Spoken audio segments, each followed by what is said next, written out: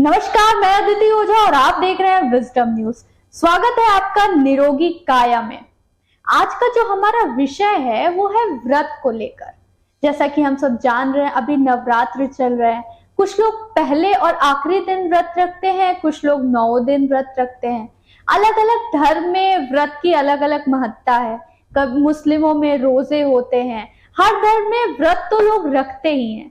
तो इसीलिए आज का जो हमने विषय चुना है वो व्रत चुना है।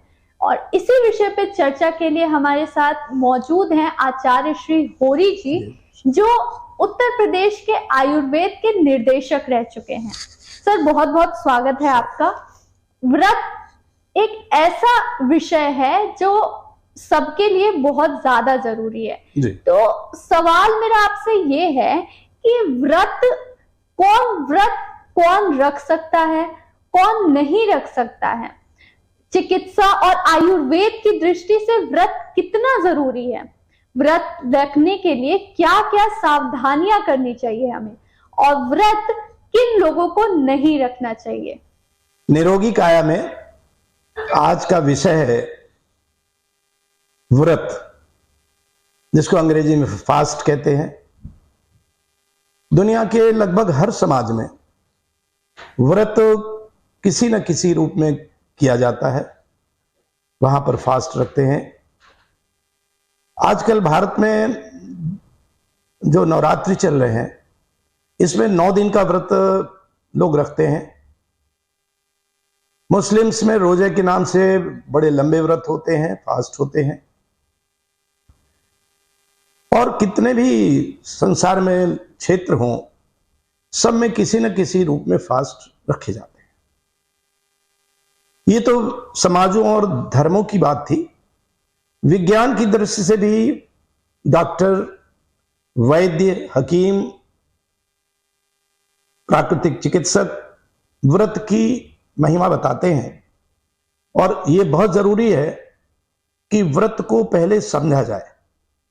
आज हम कोशिश ये करते हैं कि हमारे दर्शक ये समझें कि व्रत कितना उपयोगी है, और व्रत करना चाहिए तो कितना देर तक करना चाहिए, कितने समय तक करना चाहिए, कितने लंबे व्रत किए जा सकते हैं जिससे शरीर को क्षति ना हो।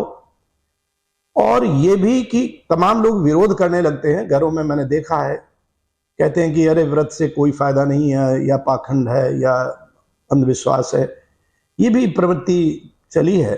तो ये भी बताना चाहूंगा कि व्रत कितना वैज्ञानिक है और कैसे करना चाहिए और क्यों करना चाहिए। हाँ, ये मैं इस चर्चा के अंत में बताऊंगा कि किन लोगों को लंबे व्रत बिल्कुल नहीं करने चाहिए। ये चर्चा का विषय होगा। अब पहले समझ लें कि जो भोजन हमारे शरीर में जाता है उसका होता क्या है। भोजन जब शरीर में प्रविष्ट करता है, मुख से लेकर के और आंतों से होते हुए अंत में पहुंचता है स्टूल के रूप में या पेशाब के रूप में बाहर चला जाता है। उसी दौरान जो उपयोगी तत्व होते हैं, जिनमें मिनरल्स होते हैं, विटामिन्स होते हैं, ये सब शरीर अवशोषित कर लेता है। शरीर एब्जॉर्ब करता है, डिफरेंट जगहों पर वो एब्जॉर्प्शन होता है, और इसी से शक्ति मिलती है, ऊर्जा मिलती है। और मनुष्य का जीवन, सारे जीवधारियों का भी जीवन भोजन से ही चलता है, चाहे वो शाकाहारी हो चाहे वो मांसाहारी हो। अब स्थिति ये आती है कि जब हम रोज खाना खाते हैं, दिन में कई बार खाना खाते हैं, तो धीरे धीरे ऐसा होता है कि शरीर की पाचन शक्ति कमजोर होती है। आयुर्वेद में इसको जठराग्नि बोलते हैं। अग्नियां आयुर्वेद में बताया गया है कि कई तरह की अग्नियां होती हैं, बड़वा अग्नि, गावा अग्नि, एक जठराग्नि। जो शरीर के अंदर अग्नि होती है जिससे भोजन पचता है, उसको जठराग्नि बोलते हैं। धीरे धीरे जैसे जैसे भोजन हम करते रहते हैं और लापरवाही करते हैं, हर तरह का भोजन कर लेते हैं, तो शरीर की शक्ति कमजोर हो जाती है। इसलिए व्रत का प्रावधान किया गया। दुनिया की लगभग हर सभ्यता में व्रत का प्रावधान है, और अलग अलग धर्मों में अलग अलग तरीकों से व्रत आप करते हैं। अब हम जानते हैं कि जब इस तरह का हम करते हैं तो व्रत में क्या सावधानी करें। पहले तो ये मैंने बताया कि व्रत ना केवल धार्मिक दृष्टि से, आध्यात्मिक दृष्टि से, बल्कि वैज्ञानिक दृष्टि से, साइंटिफिक दृष्टि से भी बहुत जरूरी है। लेकिन इतनी जरूरत शरीर को तो है, सावधानी भी होनी चाहिए।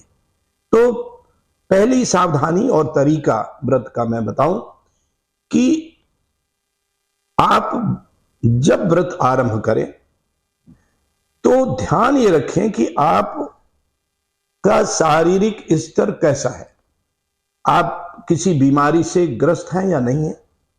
जैसे आपको डायबिटीज है, ब्लड प्रेशर है, हार्ट की कोई बीमारी है, कैंसर है, ये जो अस्थमा है, ये जो गंभीर बीमारियां हैं, अगर ऐसी किसी को हो तो वो सावधान रहे, वो लंबे व्रत बिल्कुल ना करे।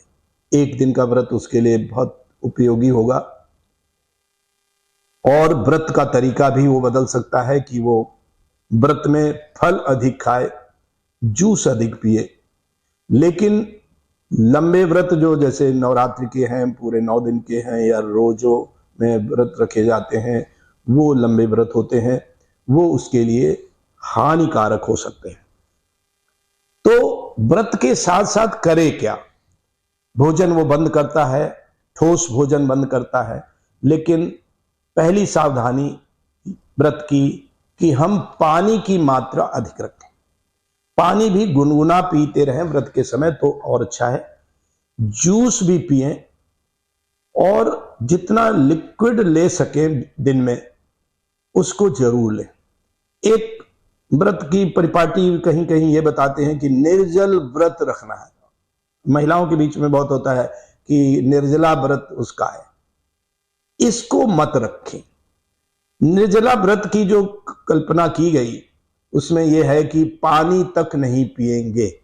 मुस्लिम में भी रोजे में ऐसा होता है कि वो दिन में पानी नहीं लेते हैं। लेकिन वैज्ञानिक दृष्टि से मैं कहूंगा, आयुर्वेदिक और प्राकृतिक चिकित्सा की दृष्टि से भी कहूंगा कि इस तरह का बिना पानी का जो व्रत होता है वो शरीर के लिए नुकसानदायक होता है, हानिकारक होता है। जबकि उस समय डिहाइड्रेशन नहीं होना चाहिए, बॉडी में पानी की मात्रा काफी होनी चाहिए।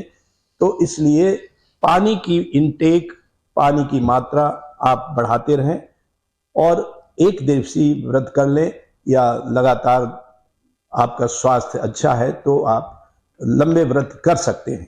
लेकिन ध्यान रहे कि पानी और साथ में नींबू, जीरा, अदरक, तुलसी की पत्ती, पुदीना की पत्ती, यह मिला करके आप काढ़ा के रूप में उसको पी सकते हैं दिन में एक आध बार। हाँ, नमक नहीं खाना होता है, व्रत में बताते हैं कि नमक नहीं खाना है, तो सेंधा नमक का प्रयोग, चूंकि वो हल्का होता है तो उसका प्रयोग व्रत में लोग अलाउ करते हैं। लेकिन याद रहे कि जो मैंने कहा कि हल्का ग्रहण करेंगे आप। अब तो दुर्भाग्य ऐसा हो गया है कि व्रत की थाली, तमाम तरह के रेस्टोरेंट हैं जो पूरी की पूरी व्रत की थाली देते हैं। मैंने बहुत देखा है कि दिन भर वो खाली पेट रहेंगे और कुछ नहीं खाएंगे, और रात में जब उनका डिनर का समय होता है तो इतना ज्यादा ओवर ईटिंग करते हैं, इतना ज्यादा खाते हैं, और व्रत के हर आइटम वो खाते हैं। कूटू के आटे की रोटी बन जाएगी, और तरह तरह की जो व्रत की चीजें कही जाती हैं, उनकी सब्जियां, उनकी तरह तरह के भोजन, ये व्रत का तरीका अवैज्ञानिक है। अगर आप शाम के बाद जो संध्या होती है, सूरज डूबता है, व्रत में वैसे भी आदमी को, जीवधारी जैसे पशुओं को आप देखें, पक्षियों को देखें कि तो सूर्य अस्त होने के बाद में वो भोजन नहीं करते। मनुष्य चूंकि शाम को भी भोजन करता है, तो याद रखो व्रत के समय आप रात्र का भोजन जो करना चाहें तो शाम को सूर्यास्त के पहले कर लें, सूर्यास्त के बाद ना करें। व्रत के समय तो ये बहुत जरूरी है। एक व्रत के समय बहुत जरूरी है कि पेट आपका साफ और हल्का होना चाहिए। तो एक आयुर्वेद में त्रिफला चूर्ण आता है। त्रिफला मतलब हर बहेड़ा आंवला। इसको आप घर में भी कूट करके बना सकते हैं। अगर दिन में गुनगुने पानी के साथ त्रिफला ले लेते हैं व्रत के समय, तो आपका शरीर का पाचन का बहुत अच्छा होगा और आपको बहुत लाभ होगा। बाद में जो व्रत के बाद में आपकी लाइफ होगी वो बहुत ही शरीर हल्का महसूस करेंगे। इन्हीं व्रत के जो तरीके मैंने बताया कि क्या क्या आप लेंगे, साथ में आप फल लेंगे, फल के अलावा जूस लेंगे, मगर एक बहुत जरूरत पड़ती है कि एनर्जी मेंटेन करने के लिए, जैसे कि घरों में इस दौरान मिलते हैं, मखाना होता है, किशमिश होती है या बादाम होता है, अखरोट होता है, ये जरूर ले लेना चाहिए क्योंकि इससे शरीर को एनर्जी मिलती है। इनके न लेने से शरीर कमजोरी महसूस करता है और खास रूप से जो कमजोर व्यक्ति हैं, ऐसे लोग जिनको कुछ न कुछ बीमारी के कारण कमजोरी है, उनको बहुत नुकसान हो सकता है अगर ये लंबे व्रत कर लें। तो इस तरह के जो नट्स हैं, जो लाभदायक नट्स हैं जिनसे एनर्जी मिलती है, वो जरूर लें।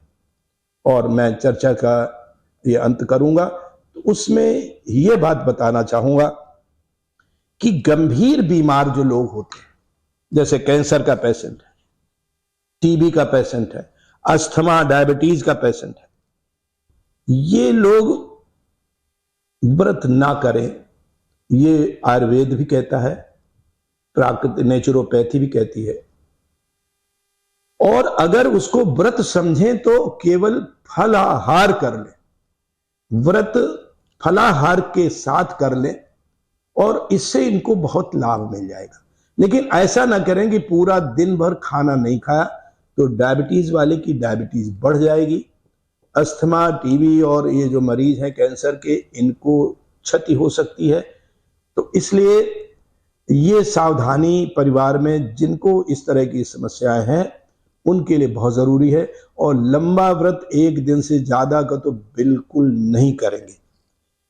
एक और सावधानी कि किसी भी रूप में, चाहे धर्म के लोग कहें, अध्यात्म के लोग कहें, आपके परिवार में लोग, बुजुर्ग लोग कहें, लेकिन निर्जला व्रत बिल्कुल ना करें। जिसको कहते हैं कि बिना पानी पिए हम पूरा दिन व्रत रखेंगे, हम यहां तक कई लोग कहते हैं कि थूक भी नहीं निगलना चाहिए। तमाम समाज में ऐसे बताते हैं कि इतना कठिन व्रत है कि हम थूक भी नहीं निकलते। ये घोर अवैज्ञानिक है, गलत है, साइंटिफिक नहीं है और कोई भी धर्म ऐसा नहीं कहता है। अगर कोई कहता है तो वो पाखंड है। तो मैं यही कहूंगा कि आप ये सावधानियां कर लें और इसके बाद जो भी व्रत आप रखते हैं वो बहुत लाभदायक है। लेकिन फिर से अंत में यही सुझाव दूंगा कि किसी भी रूप में कोशिश करें कि रात्रिकालीन भोजन, जो भले ही वो व्रत की थाल हो, व्रत का भोजन हो, तो भी सूर्यास्त के बाद व्रत के दौरान बिल्कुल ना करें। मैं समझता हूं कि आप समझ गए होंगे कि हमें व्रत में क्या सावधानियां रखनी चाहिए और अगर हमें व्रत करना है तो किस तरीके से करना है और क्या नहीं करना है। मैं चाहता हूं कि हमारे जो भी दर्शक हैं, उनका परिवार है, सुखी रहे, सानंद रहे और व्रत को वैज्ञानिक दृष्टि से भी करे और धार्मिक रीति रिवाज को भी पूरा करे। आपको बहुत बहुत धन्यवाद। सुखी रहे, सानंद रहे। बहुत बहुत धन्यवाद सर तमाम जानकारी के लिए। अगले एपिसोड में हम फिर आएंगे किसी नए विषय के साथ। तब तक देखते रहिए विजडम न्यूज। अगर आपको ये वीडियो पसंद आया हो तो इसे लाइक करें, शेयर करें, कमेंट करें और विजडम न्यूज को सब्सक्राइब जरूर करें। धन्यवाद।